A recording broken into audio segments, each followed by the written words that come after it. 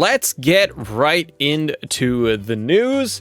And let's start off by talking about the one and only Mr. CM Punk. Phil Brooks, the man himself. Let's talk a little bit of WWE and AEW. CM Punk on how he thinks a WWE return would play out. This is coming over from Wrestle Talk, and it talks like this. CM Punk did an interview with the New York City radio host Josh Martinez, and Punk noted a specific story he's been telling since his first appearance in AEW in August. And discussing the typical tropes of a high-profile WWE return, Punk said the following, quote, "I literally wanted to wrestle everybody, but I'm telling a specific story here of coming back." This is him speaking about his time at AEW. Kind of restarting, rekindling my love of pro wrestling. If I went back to WWE, what would I do? The formula there is a track record and a formula, and this is what they do. Batista comes back, he wins the Royal Rumble, and he main events WrestleMania. Edge comes back, he's in the Royal Rumble. I think he was in it twice now. Anonex in the chat, thank you so much for being here. Let's go. First time, thank you so much for supporting the show. You're fantastic. Alex A. as well. Andrew Barrasso, Perry Stark, all of you. Mask Boy, welcome, welcome, welcome. Great to have all of you. Punk's comments continue, everybody, and says he might have won. I don't know. He goes on the main event of WrestleMania. There's a formula, and I was bored of that shit 10 years ago. So I'm bored of it now. I understand people saying that they don't like certain things and all that. Then it's not for you. I get it. Like I said, I'm there for the fans in the building. I'm telling stories that I want to tell, and I'm having fun doing it. And you'll know when it's not fun anymore for me because I won't do it. Comments coming from CM Punk. Phil Brooks, I can't disagree with him. I understand where he's coming from. I think he makes a good point about, how WWE tends to do this when they have their big returns, and they tend to really, shoehorn these stars back in. I'm not saying that Batista win the Royal Rumble was a bit of a because of Daniel Bryan and everything. Bryan Danielson, AEW, yay. But there was also the thoughts of like Edge, and I guess for Punk, it's the predictability, the predictable nature of a WWE return in WWE environment.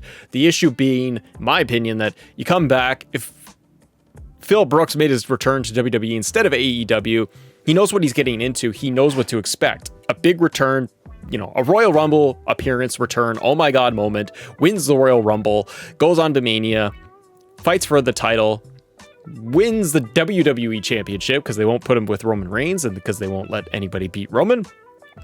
And off you go. He beats Bob Lashley, Drew McIntyre, Edge, whoever. And then that's your match. And don't get me wrong, giant stage like Mania, it's amazing, it's incredible, but you could tell with Punk that he's enjoying his time with AEW. And he says it very honestly and earnestly on TV kind of every week, right? Where he's saying it's the honeymoon period for him. He's still enjoying hearing Cult of Personality when he comes out. He's just having fun. And we're seeing him go up against all these young talent in AEW. What I really like is that Punk is not going out there and not having main event matches right now where he's being shoehorned into the title scene where they put him right to the top, right, of the card. They've gone for this other approach, which I really appreciate. And you got to figure Punk is all over this because it's his story and all of that. He wants to work with younger talent. He's always talked about this. He talks about it live on TV. He's trying to get in there with younger talent every week, and I love it. And the story they are telling with Punk today in AEW is not just Punk's return. He's the pipe bomb Punk, and he hates everything, and he's going to shake up the business. He's come in to say, like, I'm old. He's in his 40s. He's got to get in the swing and the motion of everything again. He's got to try and get things figured out as a wrestler and how to compete with younger guys. And I like that story because it is building Punk up, right? Where he's trying to build that the story is building that confidence, building that arc of him until he gets to a point where he is going to face a huge challenge and something is going to get in his way. It'll be really interesting to see. Let me know in the chat, what do you guys think about Phil Brooks, Mr. CM Punk, and who do you think his big feud is going to be? Who do you think Punk's first real big feud is going to be? Who's it going to be? Tell me in the chat. I would always go with, and I say first big one because right now he's kind of messing around with the mid-card, I guess, of AEW, and I'm good with it. But where do you think his big story arc is going to come? For me, it's going to be MJF. That's my pick. But let me know what you guys think. Let's pause in the chat and let's talk to all of you for a second. Codename Chief, I thank you very much for coming and being here. All of you guys and girls being here and hanging out with us here on Assemble. We're talking wrestling live, all the latest news and rumors and speculation, all the fun stuff. We got some time here. Nicholas Archie, let's be honest, he's facing jobbers. He's facing the lower card, right? Like, he's not facing Kenny Omega right now. He's not where Bryan Danielson is right now. But again, to me, that's okay because you're trying to tell a story with Punk.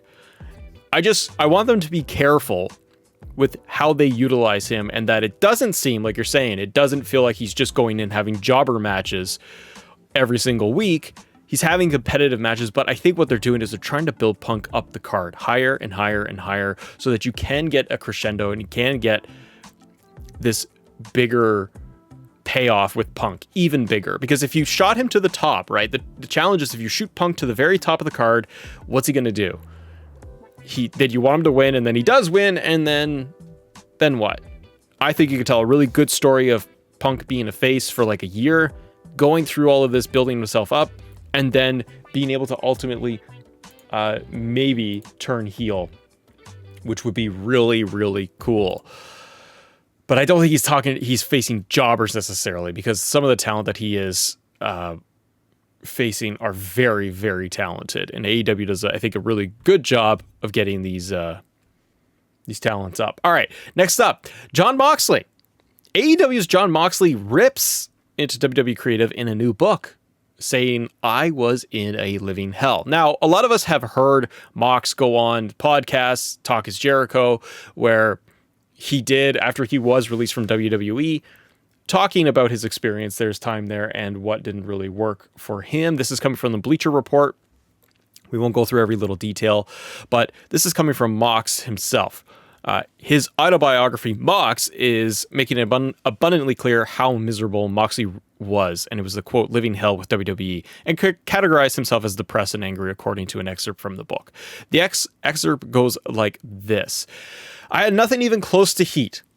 I was once one of the most popular performers in all of WWE, and now I was lost in the ring in front of confused or apathetic audiences. Just on that point there, guys, I think it's very notable, and I think it's very clear too. Like, I remember this with Mox in his last run. You probably do as well. It was very flat, and audiences were not giving a big top reaction anymore to Dean Ambrose.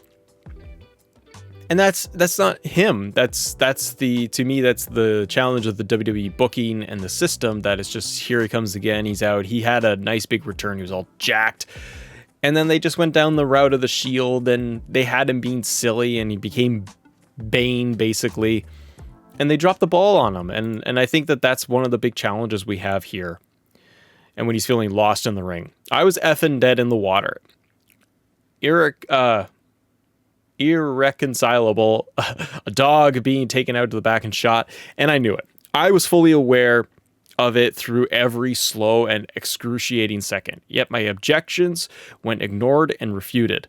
Like that movie where the guy is still awake but paralyzed during the open heart surgery. If you sat through any of my segments on TV during this time frame, you know what I'm talking about.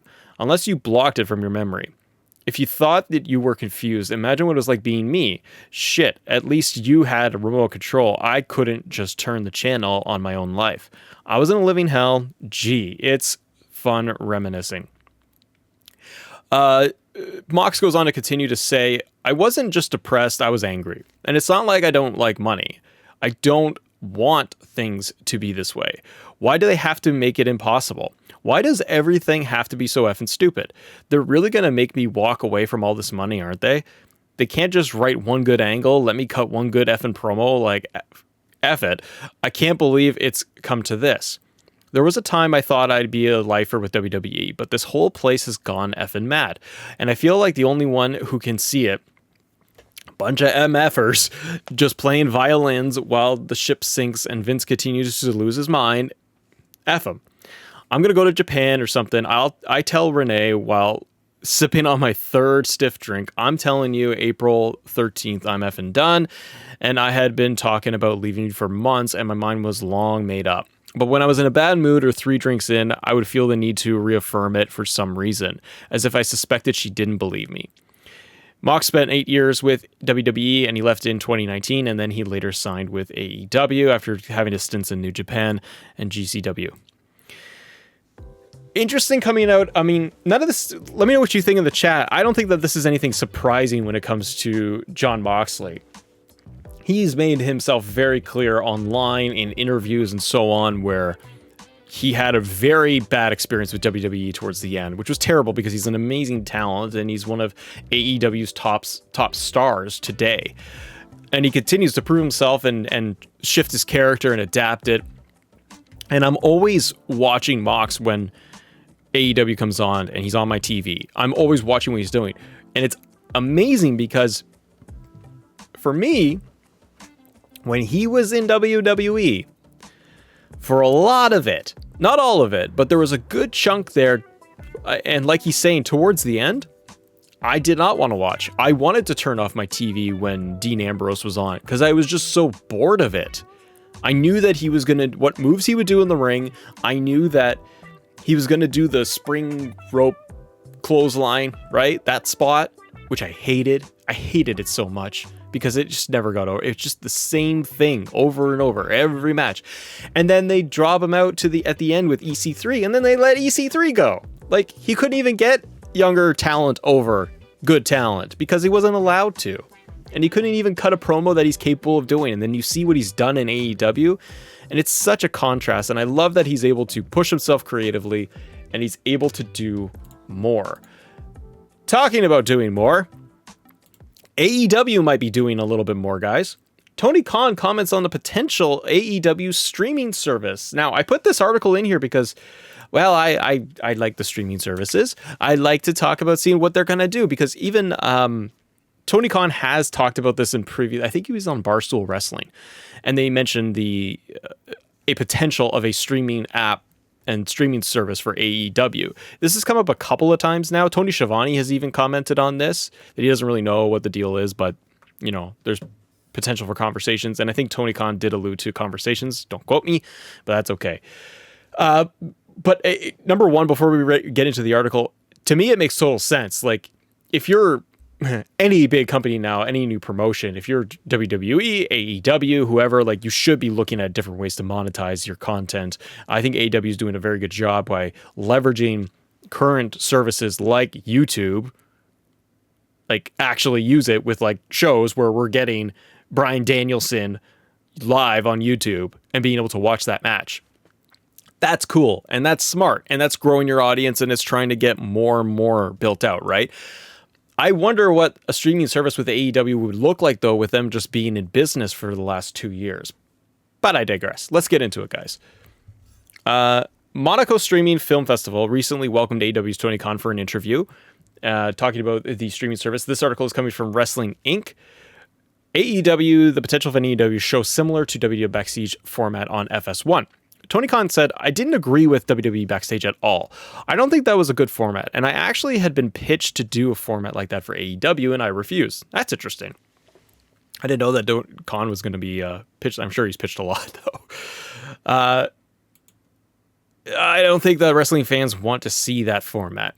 I think when wrestling fans tune into a wrestling show, they want to watch wrestlers wrestle. Yeah, that's why we like storytelling and we like the wrestling, not just the backstage format. Backstage to me should be like a lower budget streaming type show. I don't know if it had legs to carry as a TV show, even though the people involved with it are awesome. Paige, CM Punk, Renee, people he works with. And like Christian was on the show too, wasn't he? And a lot of them work for me now. There you go. And they're huge stars, but like I want to see CM Punk wrestle. I want to watch Christian Cage wrestle, and to me is like the bread and the butter. Tony thinks the talk show format would work better through some sort of streaming service, something like AEW doesn't yet provide despite an active YouTube channel. The co-owner of the Jacksonville Jaguars remains open-minded about forming an organized library to offer on streaming services one day. Barstool Sports, so this is what I was talking about before, asked me about it, and there's a great demand for it. I'm excited to talk more about it because we're building each week a great library of content, and it gets better and better, and we could provide more new content, so I'm excited to tell people about that, but it's still something we're working on. Free ad-support streaming TV is a different subject. Okay, now there could be a lot of content that could be fast content that is not premium content. I'm never going to put the $50 pay-per-views on every episode of Dynamite on fast. It's just not going to make sense. But there may be some of our programming like Dark and things like that, which are our developmental shows, or even some of these things that we're talking about like conversational shows, that's great for fast. Like I would much rather have a couple of people have a cup of coffee and talk about wrestling on fast. And it feels like a much more appropriate place for people to sit down and watch on the network television than on network television. So what do you guys think about Khan's comments? The article continues a little bit, but I think that there is a very, very big possibility. WB and like HBO Max has been a big contender right now in the conversation for a streaming platform, for AEW. And I see, if they're going to put it anywhere, I can see it being with WB. I think Tony Khan has commented on it in the past that there are conversations at least happening. I think a lot of it is just coming down to who's the right fit, what's going to make the most sense for the platform, and what kind of content do they really want to put on there? I think that they can learn a lot of lessons from WWE. You guys tell me what you think, but I think that WWE is a good one to look at to see what things they can learn, what lessons can they learn for what works and what doesn't. I think it's smart if they moved their developmental content like Evolution and Dark over to a streaming platform eventually. I think right now they're getting, it's creating a lot of extra content for them, which is good, but I don't think that there's necessarily a large TV market for the developmental stuff on network television. NXT's gone, right? Like they're still on network, but it's 2.0 and it's a whole funny mess. But I think that those types of shows like we had with NXT 1.0 on the network originally did very well because it was like I had to go there. I had to click on the network to get that type of content. And that's what I enjoyed so much about the original rounds of NXT, like 2016, 17, and so on, when we had it strictly on the network. I felt like, obviously, I want to watch NXT every week. I could watch it right then and there on Wednesdays. I could wait a day or two. It was up to me. And yeah, you could DVR it and all of that. I get it. But it's weird because I'm not as likely to turn on my TV to catch NXT 1.0, 2.0 now on network TV. I don't really want to go for it. If I'm on the platform, if I'm on the streaming service, I am much more likely to check out another piece of content that is on the network, like the AEW network. And that's obviously what you want. You want people to stay on the platform as long as possible and go through the library and go on exclusive content and yada yada. So if like Dark or Elevation were not hitting for me that week on an AEW app on a network, that might be okay because I check it out, I watch 20 minutes and I bail, but at least I stay on the app and I am watching something else. Maybe they do an interview or something, or Barstool Radio style podcast or something like that. What excites me though, guys, is the potential for something bigger, for a streaming service with AEW, and that they could do things different. What they've proven to me, at least, is their ability to do a little bit different than the market, than WWE. And that typically has me excited because it just means different. We get good things on WWE Network where it's like Broken Skull Sessions is the only thing. Original programming and content on the network is gone. I'm in Canada, so getting the network is a bit of a pain in the butt because you got to go through your cable provider and then you get the app service, and it's not good. And Peacock is only in the US. So we're limited out here just strictly through WWE themselves, but there's no content there anymore that I really like. I like the documentary series. I like backstage stuff, content that is backstage, like the 365 or the day of. I think AEW could do something like that, similar documentary style, get behind the scenes more. That's what people like. And AEW shows that they're not really afraid to do that. And it just makes for more compelling content, especially when you could flush out stars that don't have a lot of exposure on TV. They could get us really invested in maybe up and coming stars that we want to learn about. And that fills out their story a lot more. The last piece of this article reads like this, everybody. We have the bug, quote, and it's going away. And it's never going away, excuse me. We are never going to stop watching wrestling. We move on, it moves out of your life. You stop thinking about it every day for a week, a month, maybe a year. But in all seriousness, we never give it up. We always check back in on it, and we can't help it. And the thing about AEW that TNT and TBS, the network people, I tried to explain to them, and now they can feel it and see it. When you're starting a wrestling company, it's all perception, and people have to perceive it as being a big company and a big thing. And now AEW is being seen in a light that no other pro wrestling company has been seen in since WCW. Okay, there's actually another big corporate entity, another company that can sustain. It's a major thing. So guys, that is coming over from Wrestling Inc. Credit goes to Monaco Streaming Film Festival. For the transcript and the details. It's an interesting conversation, right? Just about what you could get out of a network and content there. But man, oh man, it'd be just neat to see. I just would love to have more like original programming for wrestling. I love that, all that outside the box stuff. We could see something different. Alex A in the chat. Let's talk to you guys for a second. Alex A in the chat. Yeah, you're totally right. My bad. I missed out on Ride Along. Yes, there's Swerve. There's Camp WWE. You know, the best of the best content, Alex. Just the absolute best. What am I talking about here? Alan Spiteful, great to have you. Good to see you guys. Thank you all so much for being here, enjoying the show. It'd be awesome if you guys can do me a favor and spread the love and spread the noise about Assemble here, talking wrestling news notes, and we're talking all things WWE and AEW. And if you can, do me a favor, subscribe to the channel and hit that bell and hit the thumbs up so we can get this thing out. And if you guys can't make the whole thing, it's totally cool because I will take this and I'll smash it down for us and I will put it up on demand later this afternoon. In case you can't catch the whole thing, you can always join us later on demand. Let's look at, we're talking streaming services. And the other one that I want to talk to you all about just briefly is actually going to be coming out of WWE. And WWE, according to Wrestle Talk here, and the article comes from Connell Rumsey, the WWE launches a Survivor Series app. Because Alex, because guys, that's what we always wanted, right? Like Botch TV. What were we going to do without the Survivor Series streaming app? Everything pro wrestling knows. How are we supposed to know where anything is about Survivor Series and getting things and updates and merchandise? I would be lost without it. Alex, I know you would be. We wouldn't know what to do without the WWE Survivor Series app. WWE Today, November 1st. By the way, happy post-Halloween. I hope everybody had a good, safe holiday, safe time. Matt did, went trick-or-treating. I was Luigi. My son was Mario. The little girl was... I say princess. She was not. She was Bo Peep.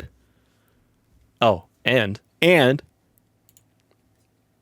Mrs. Assemble. She went, get ready. You know what she was? She was Ariel. Little Mermaid. Let's go. Win for me. It was good. We had a lot of fun, a lot of candy, a lot of snacks, a lot of drinks. There's an app announced to the launch of their official Survivor Series app for fans who plan, I don't know why Vince came in there, for fans who plan on attending the big event on November 21st. Okay. The app is designed to help streamline the process for fans who will be at the Barclays Center, providing a simpler experience for fans. Okay, well, that's good. This is not just nonsense. WWE posted an official statement on their website. The Survivor Series app is your official resource for all things WWE at the Barclays Center in Brooklyn. You can download the app. The WWE Universe can use the app to pre-order merchandise, find their way around the Barclays Center map, and view mass transit and more.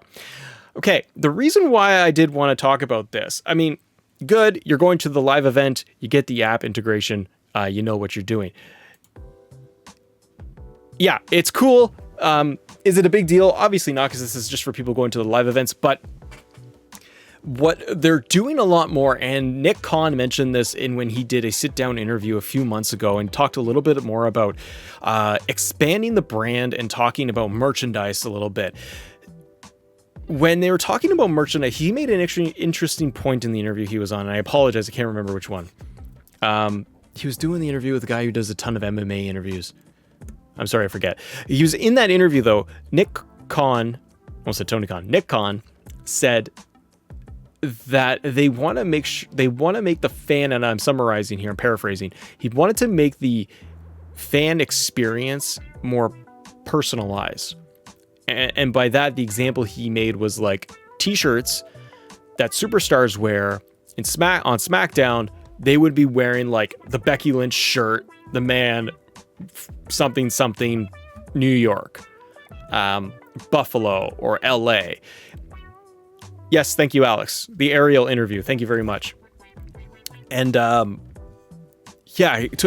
Nick Khan mentioned how he wanted to make sure that merchandise is being personalized for fans that are in attendance live at the events. And I think that doing a Survivor Series app, I think that is that's the direction. That's an example of the direction WWE is trying to go overall with merchandise sales. It's making things a little bit more better experience for fans to be able to get around. We have a lot of stuff right now, like with COVID restrictions from Canada to US, like there's different rules everywhere.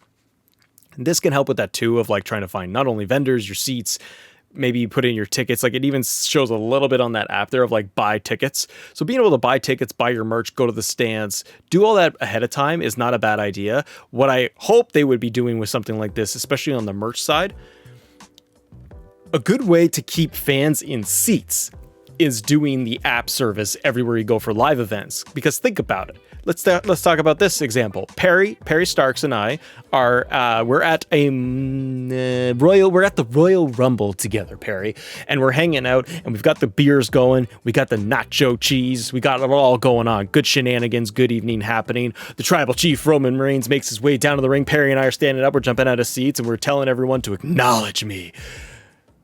Then we sit there and we go, you know what, Perry?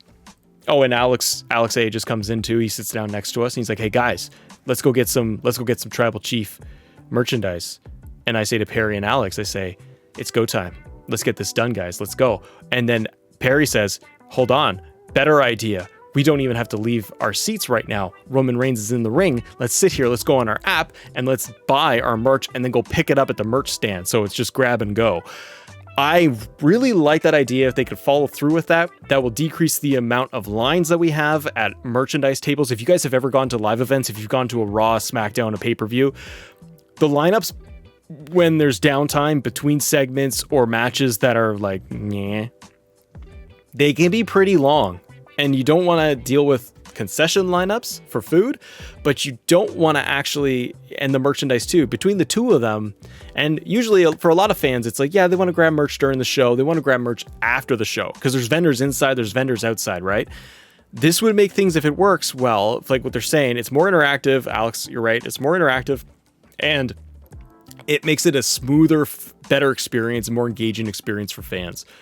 So kudos for WWE if they're trying something that actually, is good for fans. Something else that's good for fans, AEW, brother. AEW playing Battle of the Belts, and I love a good tournament if that's what this is. This is coming from Fightful. Go subscribe to Fightful and Fightful Select because they do awesome work. Let's talk about this. Jeremy Lambert has the article and the news. According to Andrew Zarian of Assemblepodcast, AEW is planning to hold a special event on TNT on Saturday, January the 8th. Zarian reports that the possible name for the event is Battle of the Belts. AEW filed to trademark Battle of the Belts for January. Battle of the Belts was used as an event named in the mid-'80s by the NWA, specifically the Florida territory, which was operated by Eddie Graham. The events were shown live in syndication, and all three featured Ric Flair defending the NWA World Heavyweight Championship. So just to pause there for a second, guys. Battle of the Belts, Night of Champions, that kind of equivalent. Battle of the Belts could be a full-on tournament that we could see with every title on the line. Champion versus champion. There's a lot of options they could do here. The cool thing about a Battle of the Belts is AEW's ability to expand just beyond them and being able to bring in like the New Japan titles. If they pick up the Impact relationship again, I know it's expired, but if they were to work with Impact some more, you could bring the Impact titles over and some more stars. Battle of the Belts to me can mean a lot more crossover and a lot more expansion, being able to bring in like New Japan a lot more, which is really cool. So I'm excited for that. I'd love to see it. January is not far off now because we are getting near there. And pulling stuff in homage from the 80s and the NWA, I just think pretty cool. I think that that could work. I like a good tournament. AEW is set to move to TBS on January 5th. As part of the deal, AEW announced quarterly specials that will air on TNT. What I like about AEW's approach to like special events, pay-per-views specifically, is that AEW does not do WWE style. I've mentioned this on previous shows too, but they do not have monthly pay-per-views. I don't know about you guys, but for me, I get so tired of WWE programming that I'm like, 3 hours of Raw, SmackDown, pay-per-view every 3.5 weeks, other than the big shows that come down the pipe, like Survivor Series, Rumble, Mania, Money in the Bank. Like, there is too much, and then they're fillers. Extreme Rules that we had, it's such a filler. It was like a Raw. And fans get tired of it. And I'm like, you should be doing, to me, what AEW does, which is super, like, hot shot your TV programming, your live TV programming. You're going to have a program on TBS that's going to be Battle for the Belts. Great. People, they'll hype it up, they'll promo it for weeks. You build them as pay-per-view events. What gets interesting is when we always compare like AEW to WCW and their model and how they do business. And you bring in WWE too.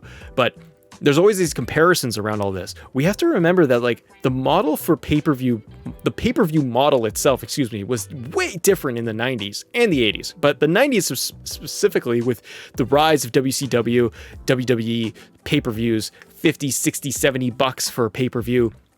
It's a different era. So you had to put and keep all of this stuff on pay-per-view. You wanted to build to the pay-per-view because that's where the money is. Where the promoters make the most money, the stars are. Like, you don't want to give away anything on free TV for a while. WWE still does this. And yeah, we want to build the pay-per-views, but because you want something to look forward to on the shows, and it's kind of this double-edged sword. But like, the problem WWE has is you can just like never go back. Like, they can skip a show like they're doing in January, I think, but you can't like go backwards for WWE in terms of like, let's only do 5 pay-per-views a year. They've built this model into themselves so much that it's like they are just glorified Raws and SmackDowns for some of these. Like, think of Over the Limit or Backlash. Some shows are just nothing. And what I like in contrast is AEW's more fresh approach to bigger programming. And I love when we get different themed episodes. It keeps it fresh. They change some of the nights in the programming because they have to schedule certain things when there's like NHL, there's baseball playoffs, World Series, whatever.